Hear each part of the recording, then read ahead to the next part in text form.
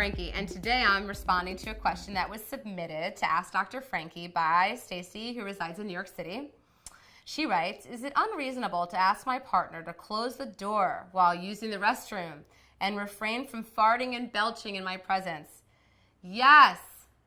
Yes. If you want to keep the sexy on between the two of you, farting and belching and pooping and peeing with the door open and all of that, that's not going to maintain, like, we want to maintain this mystique and this, like, sexual thing between us. And when our partner is farting and burping in front of us, it's not sexy.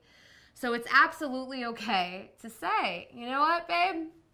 I would prefer that you not do that in front of me. Can you please try your best to do that in the restroom? And when you use the restroom, please try your best to close the door. So important. So happy you submitted this question, because we really want to extend, right, for as long as possible, our desire for our partner. And this is one way that we can do a quick change and make that happen. Thank you so much for submitting this question to Ask Dr. Frankie, and good luck.